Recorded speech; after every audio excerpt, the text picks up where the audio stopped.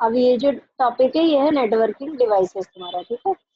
पर इसके अंदर जो हमारे नेटवर्किंग के डिवाइसेस है, मैंने नाम बताए थे पहले भी, वो है पहला NIC, wifi card, hub, switch, bridge, router, gateway, access point, ऐसी बहुत सारी जो है हमारे डिवाइसेस है।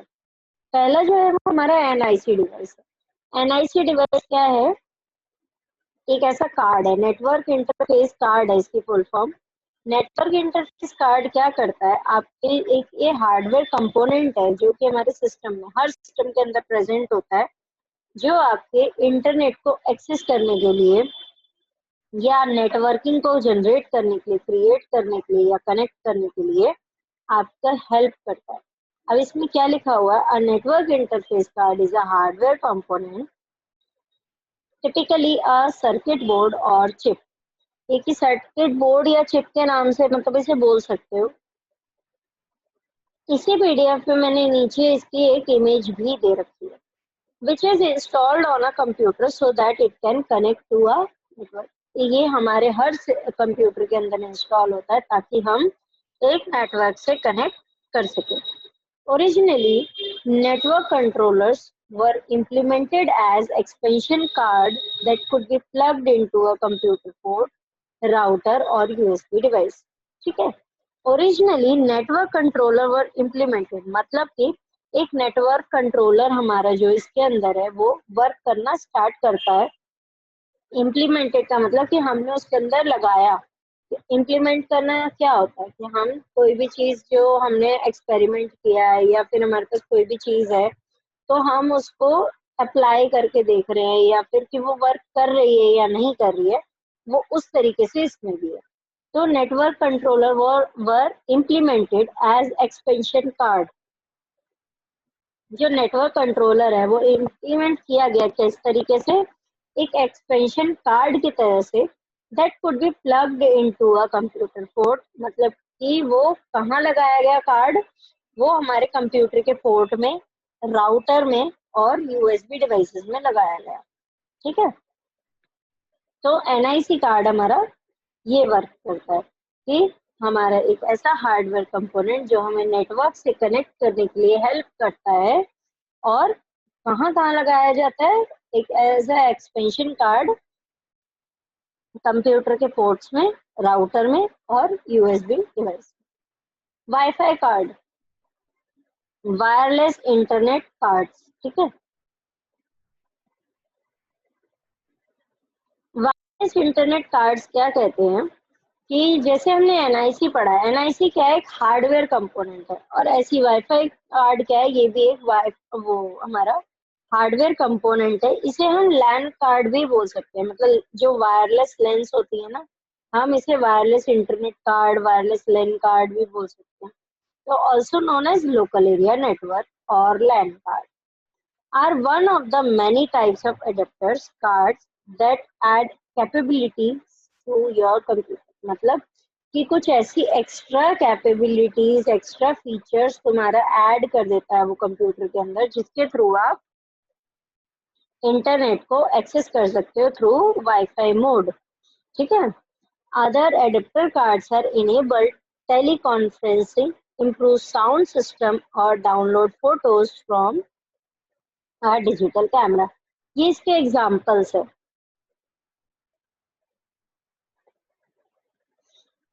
हब, अब हब क्या कह रहा है, हमने दो पढ़ लिए, एक NIC कार्ड, एक वाईफाई कार्ड।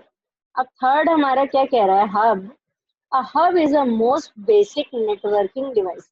ये सबसे ना हमारा बेसिक नेटवर्किंग डिवाइस है। मतलब कि तुम कहीं भी देखोगे ना, किसी भी जगह, किसी भी ऑफिस में, बिल्डिंग में या किसी फैक्ट्री में, किसी स्कूल में, यूनिवर्सिटी में, तुम्हें हब जरूर मिलेगा। मतलब अगर वहाँ पे नेटवर्क की कनेक्टिविटी है तो हब जरूर मिलेगा, क्योंकि एक ऐसा कॉमन और एक बेसिक नेटवर्किंग डिवाइस है ये, दैट कनेक्ट्स मल्टीपल कंप्यूटर्स और अदर नेटवर्क डिवाइस टुगेदर। ठीक है। तो ये क्या करता है, हमारा डिफरेंट डिफरेंट कंप्यूटर्स या मल्टीपल कंप्यूटर्स को या अदर नेटवर्किंग डिवाइसेस को कनेक्ट करता है एक साथ। मतलब कि या तो कोई भी नेटवर्किंग डिवाइसेस हो गए नेटवर्किंग डिवाइसेस तो कुछ भी हो सकते हैं, wifi card, NIC, switch, bridge, router, gateway, hub खुद भी हो सकता है। ठीक है, तो मान लो 4 हब के नेटवर्क बने हुए हैं, हमें उन सबको आपस में कनेक्ट करना है, तो हम क्या कर सकते हैं, हम हब को यूज कर सकते हैं उसके लिए। अनलाइक अ नेटवर्क स्विच और राउटर, नेटवर्क स्विच और राउटर जो हम अभी आगे पढ़ेंगे कि नेटवर्क स्विच और नेटवर्क राउटर क्या होता है। तो जैसे हमारा स्विच और राउटर काम करता है, a network hub has no routing tables.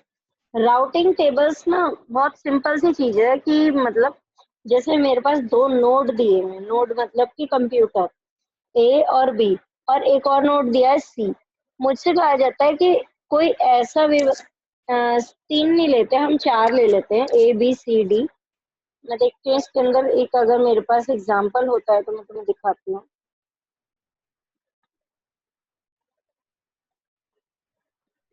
नहीं, इसके अंदर एग्जाम्पल नहीं है, मैं तुम्हें इसमें नेक्स्ट वीडियो में दिखाऊंगी कि क्या है हमारा राउटिंग टेबल। और मतलब राउटिंग टेबल क्या होता है कि हमारे पास 4 जगह है जाने की, मतलब मेरे पास 4 ऑफिस है, एक ए, एक बी, एक सी और एक डी।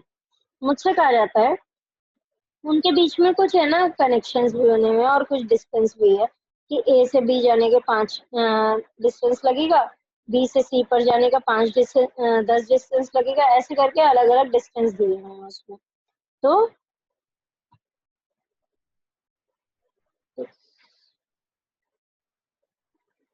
तो उसमें क्या पूछ रहा है वो कि तुम मुझे एक ऐसा डिस्टेंस बताओ कि मैं ए से सी पर चला जाऊं और उसमें मेरी मिनिमम कॉस्ट लगे। तो राउटिंग टेबल वही सब चीजें हमें बताता है।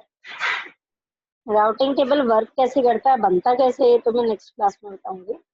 और इंटेलिजेंस और where to send information and broadcast all network data across each connection, मतलब हर कनेक्शन के बीच में हमारा पूरा ब्रॉडकास्टिंग नेटवर्क वगैरह सब क्रिएट करने में हेल्प कौन करता है, हब। ठीक है, अब हब जो है वो 3 टाइप्स के हैं, तुम्हारी बुक में नहीं दिया हुआ है कि हब के क्या टाइप है क्या नहीं है, सिर्फ उसमें हब के बारे में बता रखा होगा। लेकिन हब के टाइप्स भी हैं, अगर तुम लिखते हो तो मार्क्स अच्छे मिलेंगे, उनको ये भी लगेगा कि हाँ हब के बारे में तुम्हें और भी चीजें पता है, तुम्हें टाइप्स भी पता है। पैसिव हब, एक्टिव हब और intelligent hub. Passive hub, this type of hub does not amplify or boost the signal. Passive hub active voice और पैसिव वॉइस पढ़ेंगे इंग्लिश ग्रामर में, तो उसमें क्या होता है एक्टिव और पैसिव में कि वो पैसिव जो है वो ज्यादा काम नहीं करता है, और एक्टिव जो है वो कन्वर्जन करता ही रहता है। मतलब अगर मुझे किसी में कन्वर्ट करना है, एक्टिव से पैसिव में कन्वर्ट करना है, पैसिव से एक्टिव में करना है, तो वो करेगा। तो इसी तरीके से हमारा पैसिव हब और एक्टिव हब होता है। पैसिव हब क्या करता है कि वो ना तो बूस्ट करता है सिग्नल को, ना उसे एम्पलीफाई करता है, कुछ नहीं करता, ना वो कोई मैनिपुलेशन करता है, ना वो ये चेक करता है कि अगर कोई एक सिस्टम से दूसरे सिस्टम में डेटा जा रहा है या एक नेटवर्क से दूसरे नेटवर्क में डेटा जा रहा है, तो उसके बीच में अगर कोई नेटवर्किंग ट्रैफिक है, ना तो उसको चेक करेगा ना वो कुछ करेगा। वो सीधा क्या करेगा, जो उसका सोर्स है, जो उसका डेस्टिनेशन है, वो डायरेक्ट उसे सेंड कर देगा। उसके बीच में क्या हो रहा है, वो डेटा लॉस्ट हो रहा है क्या नहीं हो रहा, वो कुछ चेक नहीं करता। और एक्टिव हब क्या करता है, it amplifies the incoming signal before passing it to the other port. इसका अपोजिट है ये पैसिव का, एक्टिव। एक्टिव हब क्या करता है, हमारा जहां से भी इनकमिंग सिग्नल आ रहे हैं कि हाँ यहाँ से मुझे डेटा ट्रांसफर हो रहा है, तो वो क्या करेगा, उस पूरे जो पाथ को चेक करेगा सोर्स से लेकर डेस्टिनेशन के बीच में कि यहाँ पे कोई दिक्कत तो नहीं है, क्या मेरा कोई डेटा लॉस तो नहीं होगा। तो वो सारा काम कौन करता है, एक्टिव। इंटेलिजेंट हब को हम स्मार्ट हब्स भी बोलते हैं। अब है स्विच। स्विच हमारा क्या कहता है, network switch is networking hardware that connects that connect devices on a computer network by using packet switching to receive and forward data to the destination device. Network switch क्या है, वो भी ये सारे हमारे क्या है, नेटवर्किंग डिवाइस है, हार्डवेयर डिवाइस है, कोई भी इसमें से सॉफ्टवेयर डिवाइस नहीं है, सब हार्डवेयर डिवाइसेस है। तो ये क्या करते हैं हमारे, ये हमारे नेटवर्क को क्रिएट करने में through the help of packet switching हमारी हेल्प करते हैं कि हम नेटवर्क को कैसे क्रिएट करेंगे। जब हमारा पैकेट स्विचिंग जो इसके स्विच के थ्रू, जब हम स्विच को यूज करते हैं तो हमारा जो डेटा है वो पैकेट्स के फॉर्म में जाता है। तो वो क्या हेल्प करता है कि कैसे डेटा रिसीव होगा, कैसे डेटा हमारा सेंड होगा, वो सारी चीजें कौन हैंडल करता है, स्विच हैंडल करता है, जब भी हम अपने डेटा को पैकेट के फॉर्म में सेंड करते हैं source to destination. A network switch is a multi-port network bridge that uses MAC address to forward data at the data link layer of the OSI model. अच्छा, एक OSI model होता है हमारा, OSI model होता है उसको मतलब ये हमारा नेटवर्किंग के लिए यूज होता है। उसमें 7 लेयर्स होती हैं जिसके थ्रू हमारा जो डेटा है वो ट्रांसफर होता है, कि पहले किस लेयर पे जाएगा तब क्या होगा, फिर सेकंड लेयर पे जाएगा तब क्या होगा, तो ऐसी 7 लेयर होती हैं टोटल। ठीक है, तो स्विच हमारा क्या करता है काम, जो ओएसआई मॉडल की डाटा लिंक लेयर है उसके ऊपर वो वर्क करता है, क्योंकि ये जो बेसिकली काम कर रहा है वो डेटा के लिए काम कर रहा है। They are use to connect different types of network. हमें जब भी क्वेश्चन आता है कि सिमिलर टाइप और डिफरेंट टाइप ऑफ नेटवर्क को कौन कनेक्ट करता है, तो सिमिलर टाइप के नेटवर्क को कनेक्ट करता है हब। ठीक है, और डिसिमिलर वाला पूछेगा तो बताओगे स्विच और ब्रिज। डिसिमिलर का मतलब नेटवर्क अलग अलग है, अलग अलग टाइप के नेटवर्क्स बने हुए हैं, उनको अगर आपको कनेक्ट करना है तो आप किसका यूज करोगे, डिसिमिलर नेटवर्क के लिए स्विच और ब्रिज का। और अगर मेरे सेम नेटवर्क के अलग अलग कनेक्शन बने हुए हैं तो उसको थ्रू हब कनेक्ट कर सकते हैं। ठीक है, अब ब्रिज क्या कह रहा है, bridge, a bridge is a device that connects two LANs. मतलब कि मान लो मैंने एक लैंड में कनेक्शन बनाया 10 सिस्टम का, दूसरे लैंड केबल से कनेक्शन बनाया 10 सिस्टम का, मतलब वो 10 अलग अलग सिस्टम लैंड केबल से कनेक्टेड है। लेकिन अगर मुझे उन सबको, उन 10 सिस्टम को जो एक एक उसमें क्या बोलते हैं उसको, एक पार्ट में मेरे जो 10 सिस्टम है और दूसरे बी पार्ट में जो 10 सिस्टम है, मुझे ए प्लस बी करना है, मतलब कि मुझे टोटल 20 करना है उसको। तो जब भी उन दो लैन के नेटवर्क्स को मुझे कनेक्ट करना है तो मैं ब्रिज का यूज करूंगी। ठीक है, unlike a router, bridge are protocol independent. जैसा स्विच है वैसे ही ब्रिज हमारा क्या है, प्रोटोकॉल इंडिपेंडेंट है। They forward packets without analysing and rerouting messages. ये वही काम कर रहा है जो पैसिव वर्ब काम कर रहा था, कि पैकेट्स को फॉरवर्ड कर रहा है बिना किसी एनालाइज के, बिना किसी रीराउटिंग के करे। रीराउटिंग मतलब कि अगर मेरे पास मान लो कोई शॉर्टेस्ट पाथ है तो शॉर्टेस्ट पाथ पे वो जा सकता है। ठीक है, bridge is the device to connect dissimilar network. They are used to connect different type of network, जो भी बताया।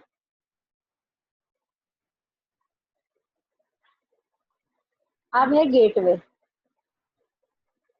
A gateway is a hardware device, ये सब में लिखोगे आप कि ये हार्डवेयर डिवाइस है, that acts as a gate between two network। जब भी हम दो अलग अलग नेटवर्क्स को कनेक्ट कर रहे हैं या दो सिमिलर नेटवर्क्स को कनेक्ट कर रहे हैं, उन दोनों के बीच में एक गेट बनाया जाता है जिसका नाम होता है गेटवे। कनेक्ट कौन कर रहा है, ब्रिज कनेक्ट कर रहा है, लेकिन उस जो ब्रिज के थ्रू सारा डेटा ट्रांसफर होगा या जो भी कनेक्शन बनाया जाएगा पार्ट ए और पार्ट बी में, तो वो किसके थ्रू बनाया जाएगा, गेट के थ्रू, मतलब उस गेट से उसको पास होके जाना पड़ेगा।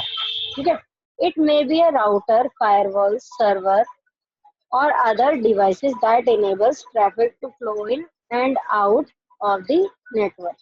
ठीक है, मतलब कि ये कोई भी एक राउटर हो सकता है, फायरवॉल हो सकता है, सर्वर हो सकता है, या कोई ऐसा डिवाइस हो सकता है जो कि that enables traffic to flow in and out of the network। जो मतलब कि जो ट्रैफिक है इंटरनेट पे या नेटवर्क पे, जो ट्रैफिक है उसके फ्लो के इन और आउट को चेक कर सके, उसको एनालाइज कर सके।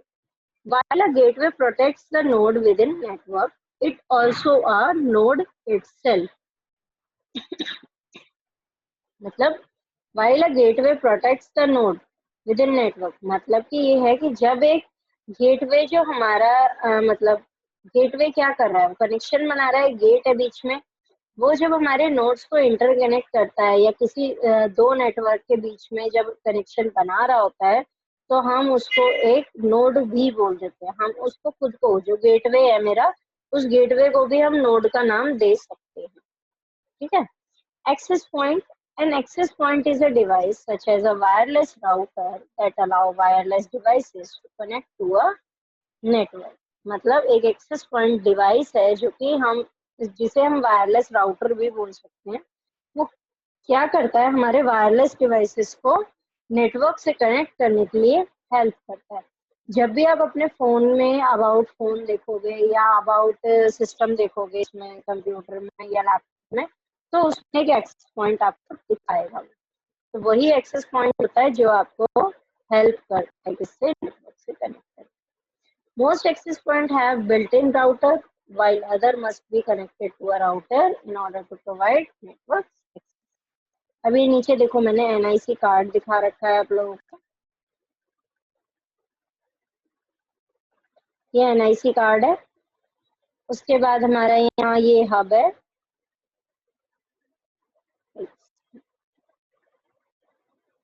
ये NIC कार्ड हो गया, ये हब, ये गेटवे, राउटर, स्विच, ब्रिज और रिपीटर। अच्छा, स्विच के बारे में मैंने एक चीज और नहीं बताई तुम्हें। स्विच एक काम और करता है, मतलब स्विच के अंदर यहाँ पर ना हमारे 24 पोर्ट्स होते हैं। मैं दिखाती हूँ कहाँ पर है पोर्ट्स। ये जो है ये हमारे 24 पोर्ट्स हैं। ये पोर्ट्स क्या करते हैं, हमें हेल्प करते हैं सिस्टम्स को कनेक्ट करने के लिए। जब भी हमें सिस्टम कनेक्ट करने हैं तो हम इन्हीं पोर्ट्स के थ्रू, लैन केबल के थ्रू कनेक्शन बनाते हैं। लेकिन इसमें जो 4 पोर्ट होते हैं वो रिजर्व होते हैं। बाकी के जो 20 पोर्ट होते हैं वो आप यूज कर सकते हो। तो टोटल 24 पोर्ट्स होते हैं, जिसमें से 4 रिजर्व पोर्ट होते हैं और 20 पोर्ट्स जो हैं वो आप यूज कर सकते हो अपने सिस्टम्स को कनेक्ट करने। रिजर्व पोर्ट का मतलब है कि वो सर्वर के लिए रिजर्व होते हैं, या अगर मान लो एक स्विच को दूसरे स्विच से कनेक्ट करना है या दो स्विच को कनेक्ट करना है थ्रू गेटवे या ब्रिज के थ्रू, तो उनके कनेक्शन के लिए इसको रखा जाता है। ये हमारा NIC कार्ड है, देख सकते हो। ये हर सिस्टम के पीछे मिलेगा। ये चीज जो ग्रीन वाली जो चीज है ये अंदर होती है, और ये जो राउंड करके और ये जो स्क्वायर वाला है, ये जो बाहर निकला हुआ है, ये हमारा क्या करता है, ये हेल्प करता है। अब आ जाते हैं क्लाउड कंप्यूटिंग पर। Cloud computing is the use of hardware and software to deliver a service over an network.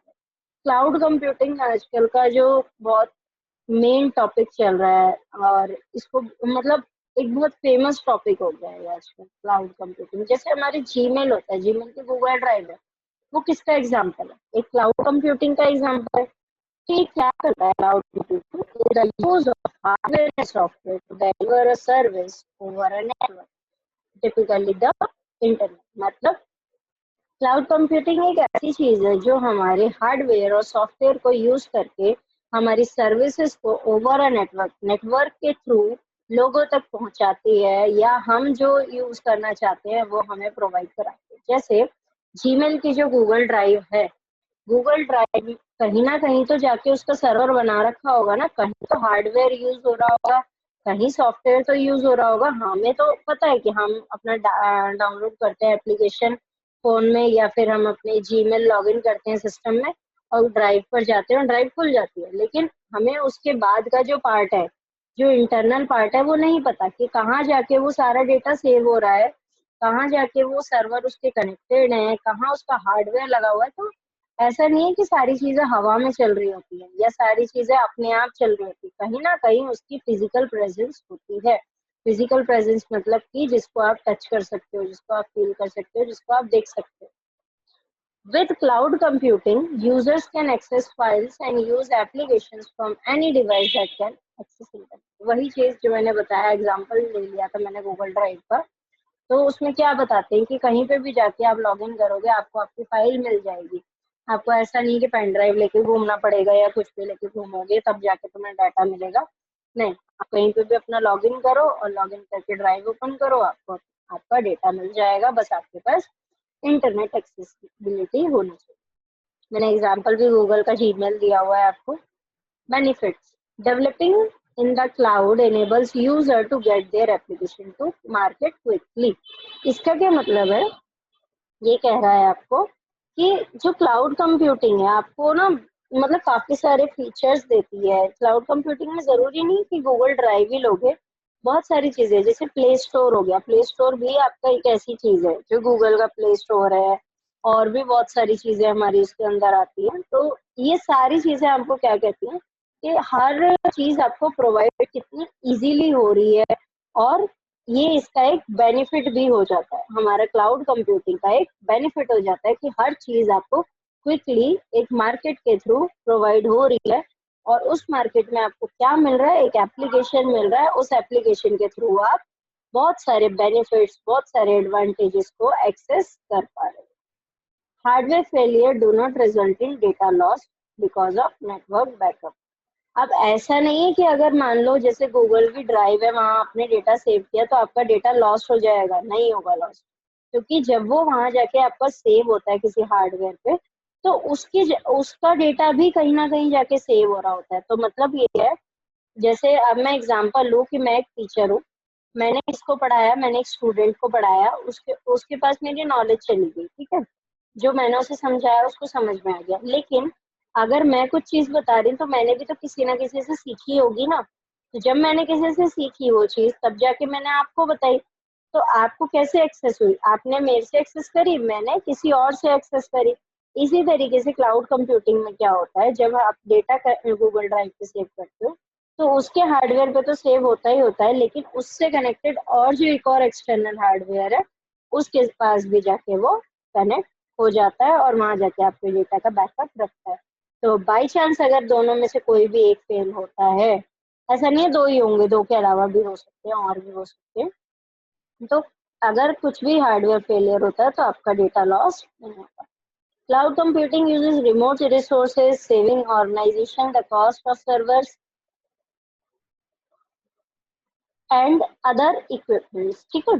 तो ये क्या करता है, आपके जो मतलब कॉस्ट ऑफ सर्वर है, जो सर्वर की कॉस्ट है, बहुत सारी चीज़ों की कॉस्ट है। जैसे हम कोई कंपनी खोल रहे हैं, हमें उसका डेटा रखना है, बहुत सारा डेटा स्टोर करके रखना है, तो हम क्या करते हैं, हमें सर्वर लगाना पड़ेगा। अब सर्वर ना लगा के अगर हम उसकी जगह क्लाउड कंप्यूटिंग का यूज करेंगे, ड्राइव पे क्या होता है 15 GB का डेटा फ्री मिलता है।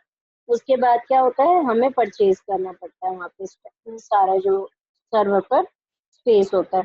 तो अगर आपको और ज़्यादा डेटा एक्सेस करना है या रखना है, स्टोर करके रखना है, तो आप क्या कर सकते हो, डाटा मतलब वहाँ पे स्पेस परचेज कर सकते हो। Disadvantage of cloud computing is down time is often seated.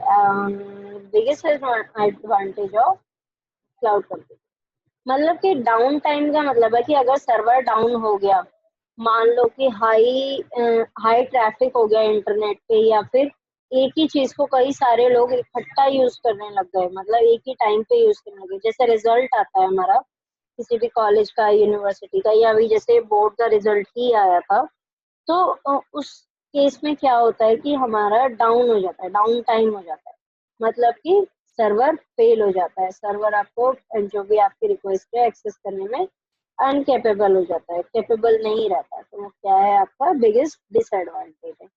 Since cloud computing system और internet based service outage are always an unfortunate possibility and can occur for any reason। मतलब कि वो ये बोल रहा है कि आपका जो क्लाउड कंप्यूटिंग है वैसे तो इंटरनेट बेस्ड है, बट फिर भी जब भी कोई चीज बनाई जाती है तो उसके कुछ एडवांटेजेस होते हैं और कुछ डिसएडवांटेजेस भी होते हैं, ठीक है।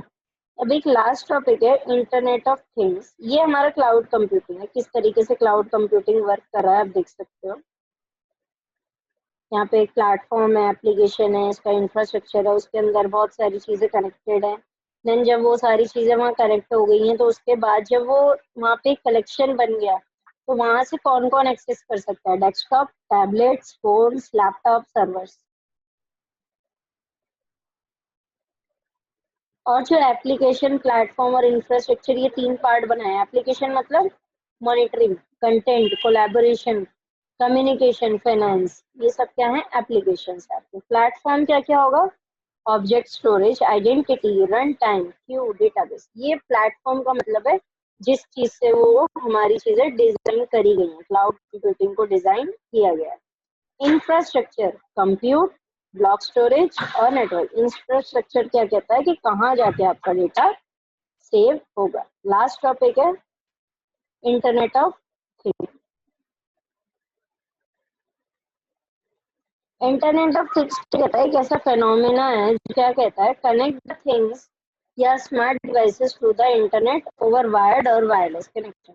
वो क्या करता है, हमारा जो भी मतलब जितनी भी चीजें स्मार्ट डिवाइसेस है या कोई भी चीज है, उसको इंटरनेट के थ्रू, मतलब इंटरनेट को से कनेक्ट करने के लिए किसी भी वायर या वायरलेस कनेक्शन का जब हम यूज करते हैं तो हम उसे बोलते हैं इंटरनेट ऑफ थिंग्स। अब कौन कौन सी टेक्नोलॉजीज यूज करी जाती है आईओटी के अंदर, वो है RFID, sensor, smart technology, software, efficient network connectivity. इनके नाम याद रखोगे उतना बहुत है। अब ये ना कुछ डिवाइसेस दिए हुए हैं नीचे। पहला transport, smart manufacturing, smart home, health care, city, smart cities, energy management, home application, agriculture, cars and wearables. ये सारी चीजें क्या हैं, हमारे डिवाइसेस हैं।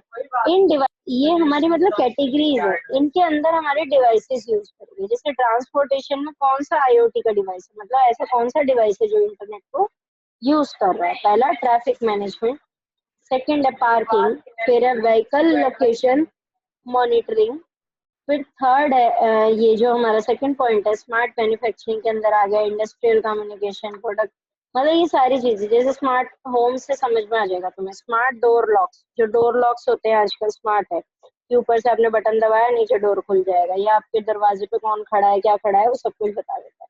स्मार्ट बल्ब, आपने ताली बजाई बंद हो जाएगा बल्ब, दोबारा बजाई चालू हो जाएगा। स्मॉल थर्मोस्टेट, हेल्थ केयर में heart rate and blood pressure monitor, ठीक है, हार्ट रेट बताएगा, ब्लड प्रेशर बताएगा, इन सबको मॉनिटर करने के लिए जो मशीन बनाई गई वो आ सकती है आपकी। स्मार्ट सिटीज में वाटर डिस्ट्रीब्यूशन, वेस्ट मैनेजमेंट आ जाएगा। इस तरीके से हमारी ये सारे आईओटी के डिवाइसेस है। आईओटी हम स्मॉल मतलब शॉर्ट फॉर्म में बोलते हैं, जिसका नाम है इंटरनेट ऑफ थिंग्स, ठीक है। इंटरनेट ऑफ थिंग्स क्या है, जब हमारे इंटरनेट से कनेक्ट करते हैं हम किसी डिवाइस को वायर या वायरलेस कम्युनिकेशन के थ्रू या कनेक्शन के थ्रू, उसे हम इंटरनेट ऑफ थिंग्स बोलते हैं। और इसकी टेक्नोलॉजीज हो गई और डिवाइसेस, इसके अंदर इसके अलावा कुछ नहीं। ये एक डायग्राम बना हुआ है, सेम डायग्राम है, इसमें हेडर्स है, ठीक है, इसमें हेडर्स। चैलेंजेस दे रखे हैं, चैलेंजेस और रिस्क इन आईओटी। कुछ चैलेंजेस भी हैं इसके अंदर की, डेटा लॉस भी हो सकता है। और इसमें एक चीज लिखी है, मैं इसकी फर्स्ट लाइन पढ़ूंगी, security of IoT is a very big challenge in this. ये है, ये सिक्योरिटी जो है आईओटी डिवाइसेस के अंदर बहुत बड़ा चैलेंज है कि किस तरीके से सिक्योर रख सकते हो अपने डिवाइस को। How secure the data is an immune and IoT is critical question, मतलब कि कितना सिक्योर है वो, कितना इम्यून है वो आईओटी का डिवाइस। तो ये एक बहुत क्रिटिकल क्वेश्चन, मतलब कि वो बहुत एक गंभीर क्वेश्चन है, गंभीर समस्या है आपकी। Like other networks, 70% of IoT devices are vulnerable to cyber attacks. Hackers and unauthorized intrudes can attack IoTs as well. मतलब 70% हमारे ऐसे डिवाइसेस है जिनको साइबर अटैक से नहीं बचाया जा सकता, हैकर्स से नहीं बचाया जा सकता, अनऑथराइज इंट्रूडर से नहीं बचाया जा सकता। ये इन सब चीजों से नहीं बचा सकते हम, जितना मर्जी कोशिश कर लो लेकिन वो अटैक हो ही जाएगा। This list include thermostat, TVs, webcam, sprinklers control. ये सारे एग्जांपल्स हैं, मतलब कि कौन कौन सी चीज हैक हो सकती है। थर्मोस्टेट हो सकता है, टीवी हैक हो सकता है, वेबकैम होता है वो भी हैक हो सकता है आपका, स्प्रिंकलर्स कंट्रोल सिस्टम ये भी हैक हो सकता है, घर में जो अलार्म्स लगे होते हैं वो भी हैक हो जाते हैं, डोर लॉक्स जो आपने मतलब पिन से बना रखा है या कुछ भी बना रखा है, एक पिन कोड लगा रखा है तो वो भी हैक हो सकता है। तो ये हमारे क्या है, चैलेंजेस और रिस्क